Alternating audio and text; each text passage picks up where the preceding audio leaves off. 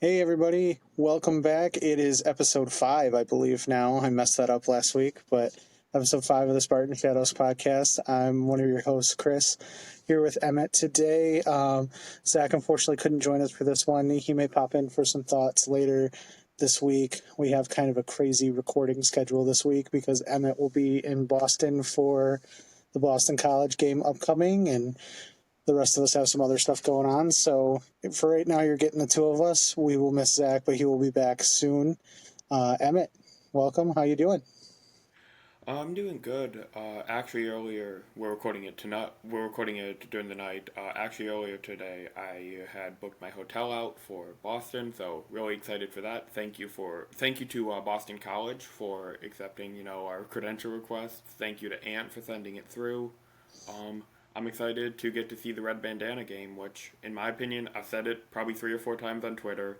I've said it in our DM groups. The Red Bandana Game is one of the coolest traditions in all of college football, and I feel very honored that I get to cover that game, even as away media. Yeah, It would have been a dream of mine to go out and attend one, so getting to cover it as media is a little bit extra on top. yeah, same. It's one of my favorite traditions in college football too. There's you see some really cool traditions in the SEC and things like that, but having the tribute mean what it means. It's really cool to witness. I always try to watch it every year if I can, and then it just kind of worked out that this is MSU's game this year, and hey, I'm happy to even talk about it for the podcast and get to watch it and have my team involved in it. So exciting stuff. It'll be a fun week, and then we have Ohio State next week with Coach D'Antonio's retirement or Ring of Honor ceremony, and should be a fun couple of weeks coming up here for MSU football. While we are doing shout outs, I do want to extend a couple of quick thank yous. Um, we have a couple of friends of the podcast, people we know, Emmett and I know, that have worked in getting us set up and up and running. I just want to give a special shout outs because we really haven't had the time to shout them out on the podcast yet. So I want to give a quick thank you to, of course, Connor Muldowney, the head of Spartan Shadows. We really appreciate him for letting us run with this and have fun and try to get something up and running for the website. So Connor, we appreciate you. In that same regard, Ant Wright, you've seen him appear in Emmett's videos as a guest cameraman. Yes, Um, cameraman. Yes, sir. yeah, Ant does a lot of stuff with Spartan Shadows, and he's one of the people that help really power the website, and just an all around cool guy, anyways, just to be around and talk to on a daily basis. So, and we appreciate it.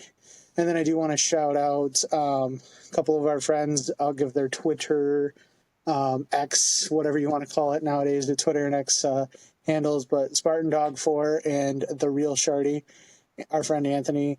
I got to shout them out because they both had a hand in designing our logo for the podcast. Anthony came up with some designs. Spartan Dog has done some newer stuff with it, and then also designed our YouTube thumbnail for the videos that we unveiled this past week. So I want to give them a shout out. We appreciate them and their hard work. So if you guys could follow them at Spartan_Dog4 and then at The Real Shardy on X or Twitter or however you want to say it nowadays. But show them some love at Carmel Downey, and it's Ant Wright. All of them, they do all great stuff. So go ahead and follow them. We appreciate them more than you know. That's all the soapbox I have for that. Let's get into the recaps. MSU coming off a big time win against Prairie View yesterday. We're recording this on Sunday. 40-0 was the final score. Emmett was live from the press box covering it. I was live from my apartment tweeting it and giving you some direct thoughts. Emmett, let's start with you. Takeaways, thoughts. What do you think went well, and not too much that didn't go well, but what were your thoughts? Okay, so first on our, little soapbox of shouting people out, I would also like to thank our other co-host who's not here, Zach. He's been doing all of our editing, so thank you for that. Or else we'd just Absolutely. be, two people recording, sending straight raw takes into everything. So shout out to Zach Yes. for that. Zach is And great now at that. yeah, for real. And now getting into the game. So we won 40-0, like Chris said, and spread was 40.5. So I guess we weren't a great team because great teams cover, but we were good. Missed extra Uh, point. Yeah, the missed extra point, which came after Caden Schickel, our long snapper, left the game with an apparent injury. Turns out the injury was just illness, thankfully. Coach Smith revealed in the press conference, he's like, hey, Caden didn't get to practice all week, but he battled it out for most of the first half today. So Caden should be healthy and ready to go for Boston College this week. Caden or any of your family, if you're watching this, prayers up. Hopefully, you feel better soon. Um, yeah, the game coming into it, I'm not going to put too much stock into anything. If we have a player go off for 200 yards, we should. It was a very vanilla offense. One of the things we touched on last week was how we might see stuff like a bunch of outside zone runs because against Maryland at the very end of the game, we could not get an outside zone to save our life. I believe 2 or 3 of our first runs in the game were tosses to Carter or Kayron Lynch Adams. Yep. So it was a very execution heavy day. Aiden Child still got to throw the ball. Kayron Lynch Adams, for the first time in his Spartan career, had more rushing attempts than Nate Carter, but Nate Carter was the leading rusher on the day with 8 carries for 91 yards. All of you probably saw the highlight of his 60-yard breakaway. So it was a very good performance. Not necessarily, perfect, flawless, executing everything that we should do. I mean, Aiden Childs touched on it. He said that, we played well on offense, but there's still a lot that we can clean up. He was also referring in part to himself, where he had one bad interception that was brought back due to offsetting penalties, including a roughing the passer. Yep. So good to see that. AZ Johnson had a bounce back week after being replaced on replaced as primary kick returner. He had 2 catches for 50 yards, including his first career touchdown. Shout out to AZ Johnson for that. But yeah, and then the final point I want to make is penalties. For the third time, and I believe Chris Solari tweeted this out earlier, for the first time since 2003, we have had more than 10 penalties in all 3 of our opening games. And our, including penalties that were offset, etc., we had more than 100 penalty yards in Saturday's game. And that was the first time since, the 1930s when statistics started being recorded on penalties. So we are making history and not in a good way. We're averaging 11 penalties a game. I believe before the game we were in the 120s for penalty yardage per game. I'm pretty sure we went down even with our new season low of 88 yards. So a lot to clean up on the discipline front. I've yapped for long enough. Chris, what did you see? No, I agree. The penalties are, at this point, it's going to be make or break because you're going to start running into the stretch of games where penalties like these personal fouls, some of these procedural penalties that you see it on, that's what can make or break games. I mean, Boston College is a good team. They took the number 6 ranked Missouri team to the wire. And really could have easily won that game. They had a couple of misfortunate things happen down the end and kind of blew some chances they had to really put them away. So Boston College is a good team. We know Ohio State's a great team. Oregon's looked hit and miss, but they're still Oregon. Iowa has had their problems. Michigan's had their problems. They're still a lot more high quality opponent. Yeah. We still there's still a step up from some of the competition we've been playing. So you start doing these penalties against these teams, and they're really going to bite us. So something that absolutely has to be cleaned up. I thought Aiden's decision making overall was a lot better this week. Again, I hate having to stress this every week, but I feel like it's going to be a weekly occurrence. He's 19 years old. He just turned 19 years old. This is his first season starting. He's going to make mistakes. It's going to happen. I thought he played a lot cleaner. 12 of 19 for 173 yards. Not anything outrageously jumping off the stat sheet, but completion percentage was up. The questionable decisions were better. There were still some, like Emmett said, the would-be interception was not a good decision. It's just a case of trying to do too much and not just kind of admitting the play being dead and taking what you can get out of it. But these things will come up. These decisions will get better. It's just things that unfortunately, you need reps, you need time to iron out. So overall, I was encouraged. As much as you could be in a game like this, like we kind of harped on last week, it's not anything you're going to be running new schemes out for and trying new things. You want to shore up what you do well and hope to do better. And I thought they did pretty well overall. You can't really complain about a 40-0 win. There's not much you can really be negative about. Shout out Chuck Brantley. That pick six was amazing. Two pick sixes, one drive. Yeah, the first pick six should have counted. I hate that penalty. I understand why it's a penalty. By definition, that roughing the quarterback is not allowed. But my God, that was so terrible to call a pick six back. And I guess they just wanted to make it more dramatic with Chuck's pick six. So shout out to Chuck. Oh, don't lie. Yep, I'm really happy for him. He's carved out quite a good role and career here after some ups and downs the last few seasons. So we appreciate Chuck. I'm happy for him. Great game. And yeah, that was other than that, my biggest takeaway. It was great to see some of the young guns and new players, the freshmen, the sophomores, the backups kind of get in and get some quality playing time. Emmett's going to elaborate a little bit more on that, I know, but it was great to see guys like Jake Merritt, like AJ Dennis, like Cole Dellinger get in on the offensive line. Isaiah Johnson, AZ Johnson getting a big hefty role was good to see. Tommy Schuster coming in and he had 10 attempts. He had a pretty good chunk of offense. We had 1, 2, 3, 4, 5, 6, 7, 8 players record a carry. It was everybody in there, all hands on deck, I should say. So some of the freshmen like Mekhi Frazier and Brandon Tullis getting reps at running back, Antonio Gates having a big role, Zach Gillespie.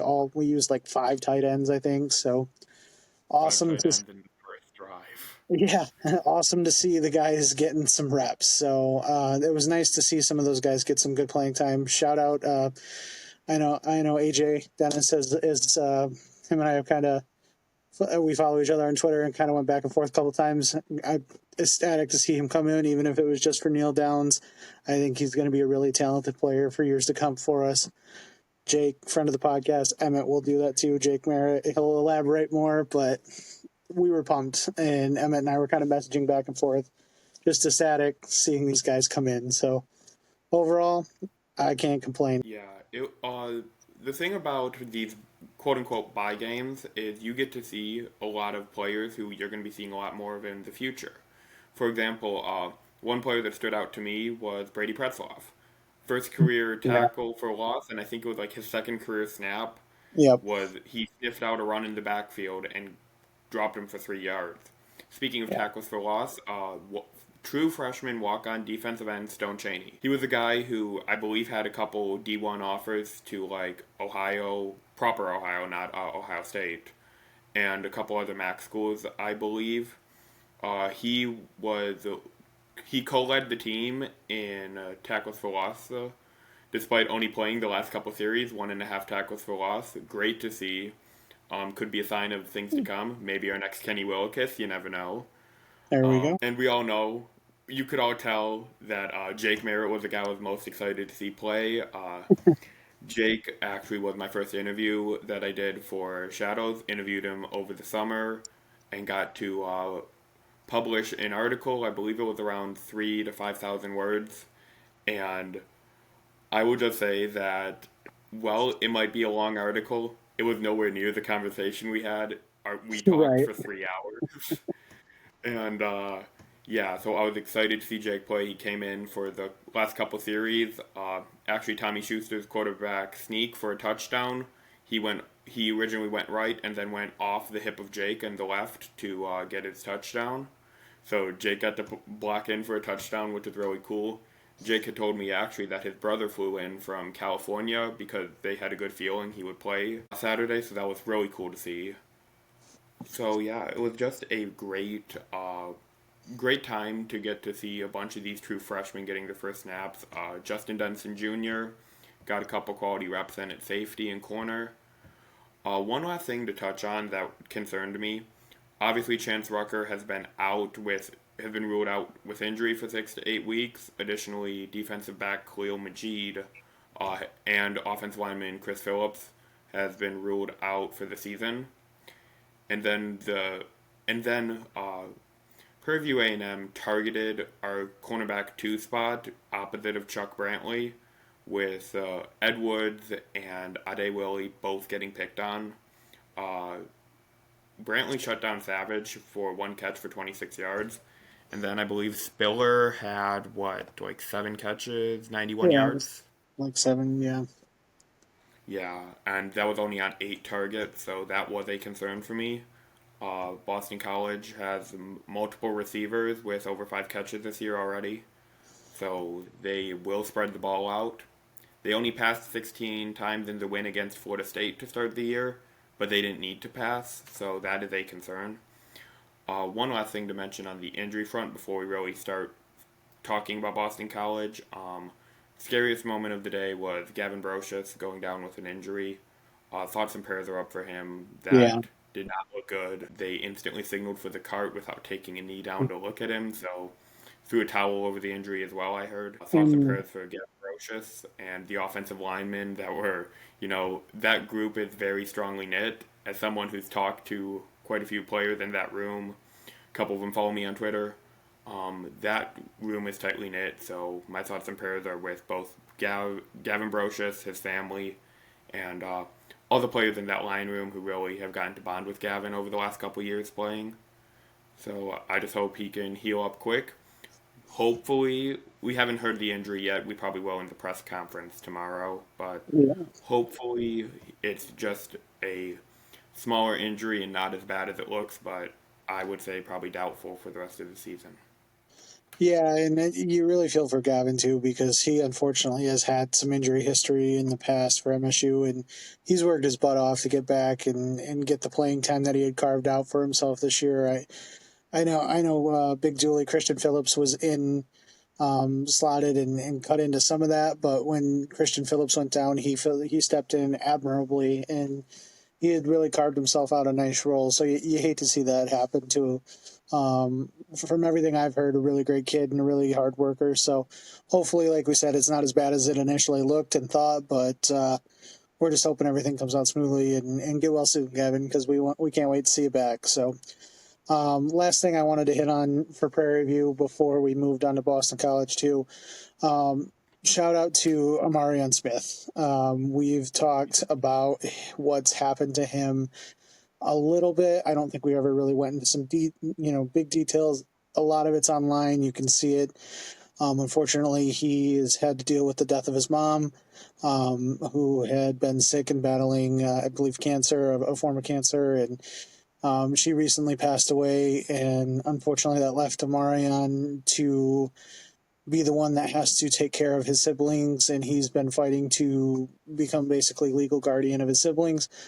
So he's had a lot to deal with at the start of the season, and that's starting to be behind him. He's starting to be able to move past that little by little, and I was so pumped to see him on the field on Saturday. And on Chuck's pick six, Emma and I were talking about it.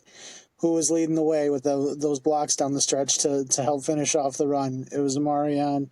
He got in a pretty decent amount of playing time, and you could tell his teammates were thrilled for him. I know, like I said, this team's very close, and they've been supporting him the whole way. The whole team came to his mom's funeral. They were all sharing the GoFundMe's and the well wishes and everything, and to see him get some playing time and be ecstatic for him and everything he got to do on Saturday was just awesome. And hopefully we'll see a lot more of him to come this season as things get back to as normal as they can be for him. So we're super happy for you, Marion. Keep going, and that was awesome to see too. So I know Big Ten Network did a little piece on that a little bit too. So during the game, so it was good to see. But yeah, they talked about it for a second, and they shouted out the team for everything they've done, and I think even Mama Tron a little bit too for how much she's helped with that too. So good to see. It was Good for me as the one who was in the press box. So yeah,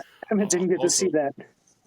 Yeah, quick moment from the press box. Armorion Smith actually did get a tackle for loss during the game, but then it was whistled for a horsepower tackle, I believe, so part of our penalty yardage. The entire press box, normally, it's very calm, cool, and collected.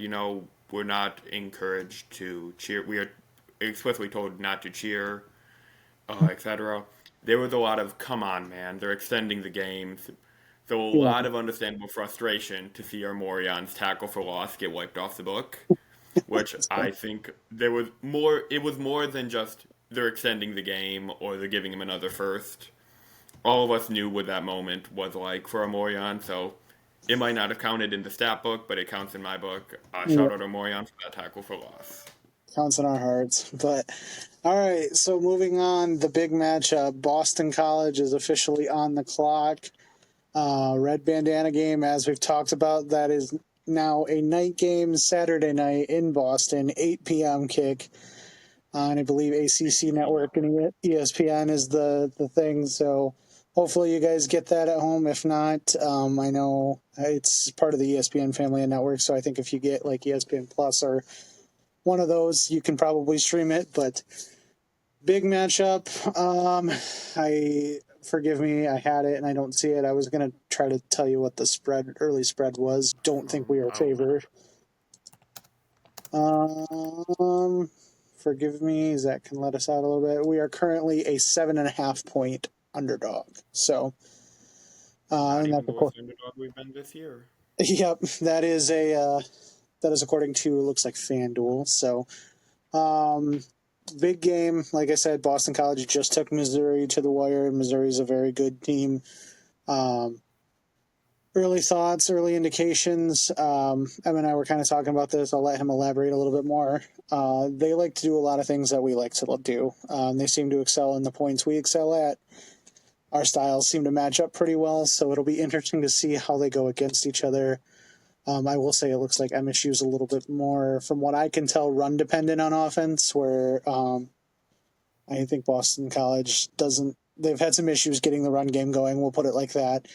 They specifically struggled against Missouri. I know Missouri's got a good defense, but they were only able to muster, I think, 49 yards of rushing as a team yesterday. So MSU so far has had a pretty decent run defense. So I'm hoping that trend can hold and kind of force them to be one-dimensional. The problem is I do worry about their playmakers' ability against our secondary. So it'll be something to watch. Emmett, what are your big concerns and thoughts? Okay, so my big concern, like Chris said, they've struggled to get things going in the running game. However, they have a running back by committee approach. They have Kai Robichaud with 121 rushing yards this year. Treshawn Ward is their leading rusher with 153. He also is their third place receiver with 105 receiving yards. So he's more their dual threat guy. They also have Turbo Richard with 105 rush yards. So they have three guys over 100 yards, but like Chris said, they struggled to get the run going against Mizzou. They had like 263 rushing yards against Florida State earlier in the year, but as we saw this weekend, Florida State maybe not even in the potentially good conversation. So that win is looking worse, not in terms of for BC, but just because Florida State's looking that bad. Quick side note, if I But just to interrupt you real oh yeah, quick, I think Florida State's cursed until that one Twitter user follows through with his bet. I'm not going to name the bet on the podcast, but he has something he swore he would eat if they lost to Boston College. They lost to Boston College. He refused to eat it, so I think they're just going to be cursed until that happens. But, anyways, carry on. yeah. Then their quarterback is Thomas Castellanos or Castellanos. I heard it pronounced both ways during highlight watching and during game broadcasts.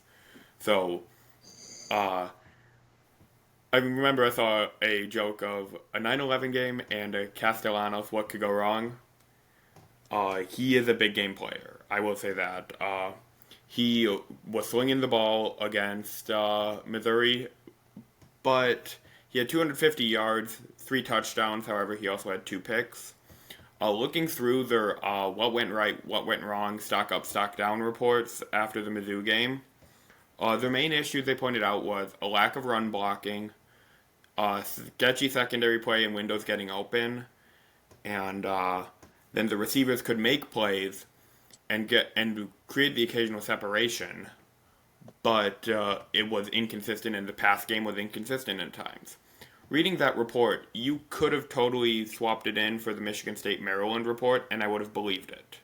In fact, they lost 21-27, much like how MSU won 27-24 to Maryland. So I think that's very interesting.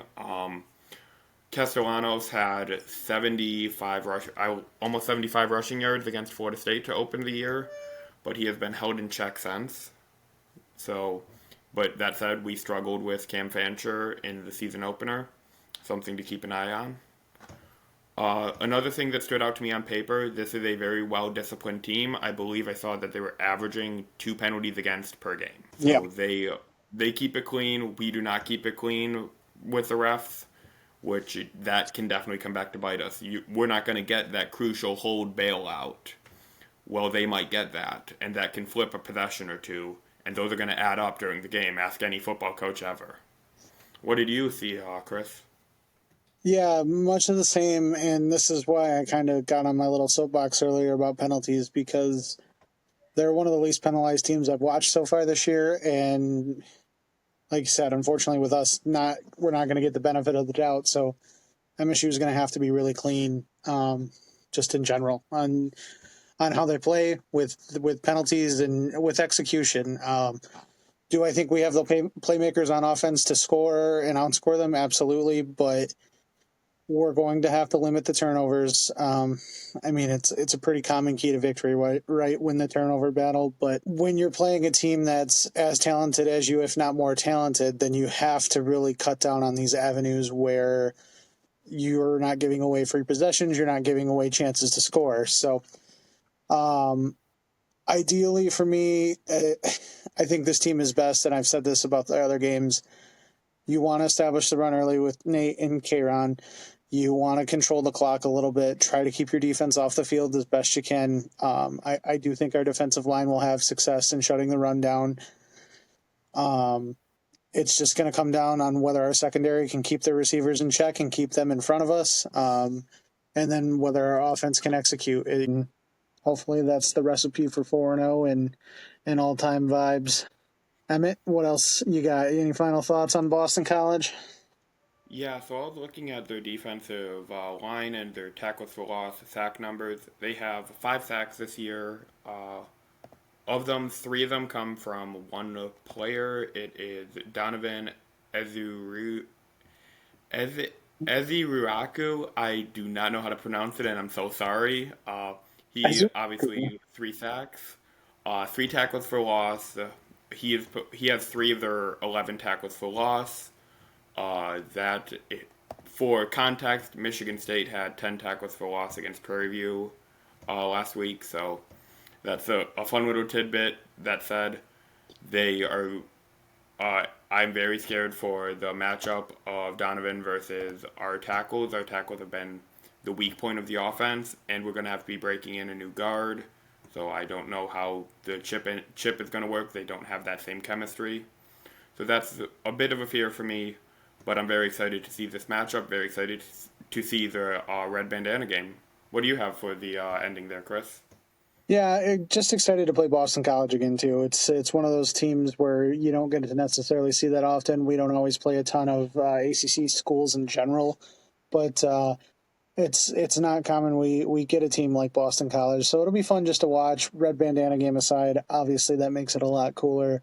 I'm excited. Just along that train of thought, I believe this is the first time we've played Boston College since 2007 and Coach Santonio's first bowl matchup, actually. So, fortunately, that game did not go as well for us as we would have hoped. That was an unfortunate loss, but we were missing a few players. I know our star pass rusher, and I always slip his name, but I You want know me to one of say it. it? Yep, go ahead. Janal Saint Dick. Yeah, Joan Like, Dick. And I just, for he was some just a reason, corn dog, yeah, actually.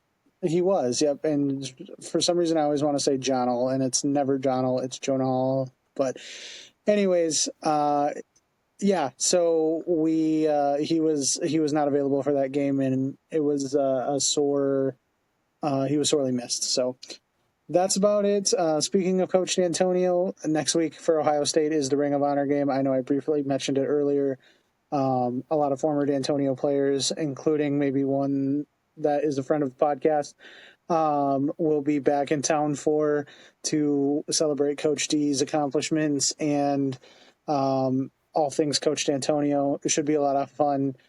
Unfortunately, they didn't pick the easiest game in the world for that, so we'll see where we're at after Boston College. All in all, it's good to be going either 3-1 or 4-0 into Ohio State. We said it at the opening of the season. I'll say it again. We wanted to break this season schedule up into 4-game segments. And we all said on week 1, if we could come into the first 4 games going 3-1 or 4-0, we'd be real happy with that and our chances to make a bowl game from that. We're guaranteed to be at least 3-1. Hopefully 4-0 if things go right on Saturday. So that'd be great going into this next 4 gauntlet of games post Boston College. So schedule-wise next week, we are hoping to give you our regular episode recapping Boston College and then previewing a little bit of Ohio State. We're hoping to get some more bonus content for you and maybe some things priming Coach D'Antonio and his ceremony. We'll see if that works out. We're crossing our fingers, working hard to try to get you some extra content on that. So hopefully that will all be out to you in plenty of time to get you geared up to Ohio State. And then, season's in full swing. Again, we didn't really touch on anything basketball related. A lot of good recruiting news on the basketball front. We may end up coming up with another bonus content episode doing some side sports with basketball, hockey, whatever comes out on that. So that's it for now. And we like to appreciate everybody for watching, subscribing, sharing, all the fun stuff on the socials. We really appreciate it. It helps more than you guys know. So any likes, retweets, anything, we appreciate it. So, Emmett, any last words? I was just excited for the game, excited to travel out there. Not excited for the 12-hour car ride, though. Yeah, exactly. And I'm excited. Zach should hopefully be back with us soon. We missed Zach greatly on this one, but he will be doing some magic editing all the blubbering and craziness that Emmett and I throughout this episode. So we greatly appreciate him, like always. And that's everything I got. So we appreciate you guys once again. Have a great night, good week, and we'll see you for Boston College. Go Green. White.